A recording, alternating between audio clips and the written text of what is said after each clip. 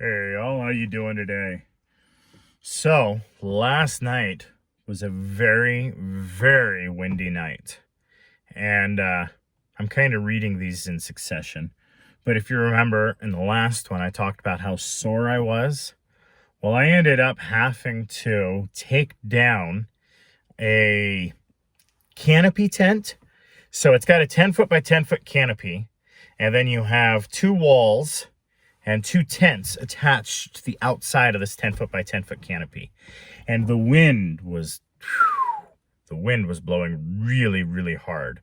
So it was, on top of being sore, it was very hard. And now it's in kind of piles with a bunch of weight on it, tires and such. But I got to clean it out and put it all away. So that'll be something later on. Anyway, today we've got Victor Hugo's Les Mis. We are on book 1 of Fantine, and we are on chapter, looks like 5. So let's go ahead and get started here for you guys. The private life of M. Muriel was filled with the same thoughts as his public life, to one who could have seen it with his own eyes. The voluntary poverty in which the Bishop of Denay lived would have been a somber but charming sight. Like an old man and most thinkers, he slept very little. But that little was sound. In the morning he devoted an hour to meditation, and then said Mass, either at the cathedral or in his own house. After Mass he had his breakfast of rye bread and milk, and then went to work. A bishop is a very busy man. He has to receive the report of the clerk of the diocese, usually a canon, every day, and nearly every day his general. He has congregations to superintend, licenses to grant, ecclesiastical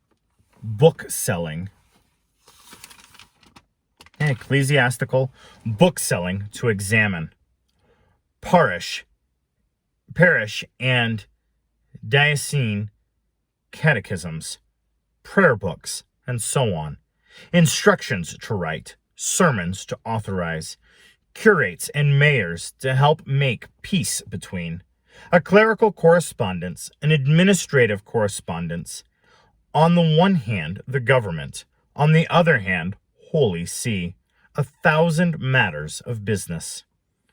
Whatever time these various affairs and his devotions and his breviary left him, he gave first to the needy, the sick, and the afflicted. What time the afflicted, the sick, and the needy left him, he gave to work. Sometimes he would dig in his garden, and sometimes he would read and write. He had only one name for those two kinds of work: gardening. The spirit is a garden, he said. At noon he would have his lunch, much the same as his breakfast. Toward 2 o'clock, when the weather was good, he would go out for a walk in the fields or in the city, often visiting the cottages and cabins.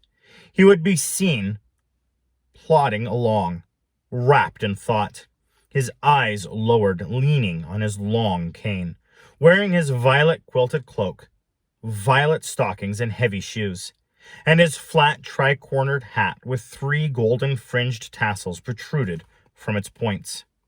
His coming was cause for celebration. It was as though he gave off warmth and light as he passed along. Old people and children would come to their doors for the bishop as they would for the sun. He blessed and was blessed in return. Anyone in need of anything was shown the way to his house. Now and then he would stop and talk to little boys and girls, and give a smile to their mothers. When he had money, his visits were to the poor. When he had none, he visited the rich. To hide the fact that he made his cassock last a long time, he never went without his violet cloak.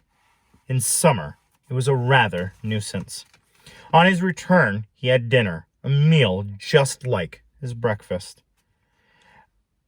At 8:30 in the evening, he had supper with his sister, Medine Magloire, standing behind him and waiting on the table. Nothing could be more frugal than this meal. If, however, the bishop had one of his cures to supper, Madame Magloire used that occasion to serve her master some excellent fish from the lakes, or some fine game from the mountain. Every cure was a pretext for the special meal. The bishop did not interfere.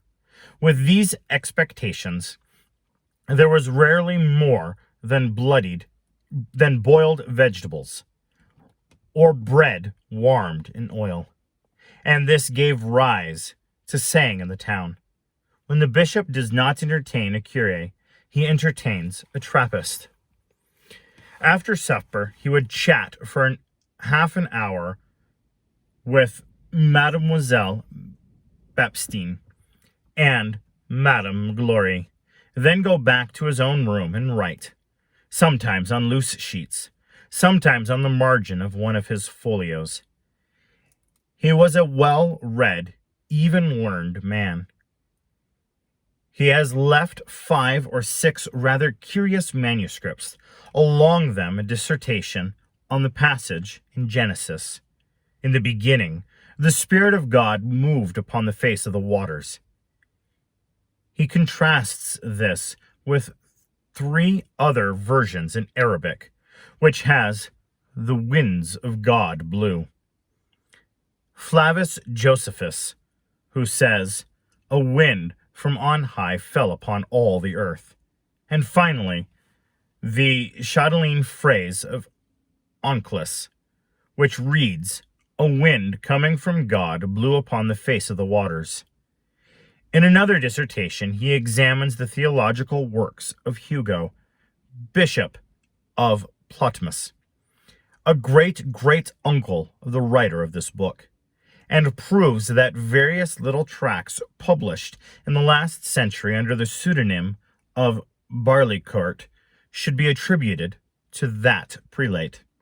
Sometimes, in the midst of his readings, no matter what book he might have in his hands, he would suddenly fall into deep meditation, and when it was over, write a few lines on the open page. These lines often have no connection with the book in which they are written. We have before us a note he penned in the margin of a 4th volume entitled The Correspondence of Lord Germain with Generals Clinton, Cornwallis, and Admirals of the American Station. And this is the note. O thou who art Ecclesiastes, names thee the Almighty. Maccabees names thee Creator. The Epistle of the Ephesians names thee Liberty. Broch names thee Immensities. The Psalms name thee Wisdom and Truth. John names thee Light. The Book of Kings names thee Lord. Exodus calls thee Providence. Leviticus, Holiness. Esdras, Justice. Creation calls thee God. Man names thee Father. But Solomon names thee Compassion. And that is the most beautiful of all thy names. Toward 9 in the evening, the 2 women would go up to their rooms on the 2nd floor, leaving him alone until morning on the ground floor.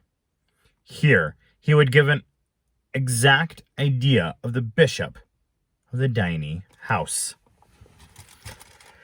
Wow. Interesting. How much he gives to his day to kind of keep things going. Anyway, I want to thank you guys so much for tuning in today. And you all have a wonderful, wonderful, and blessed day.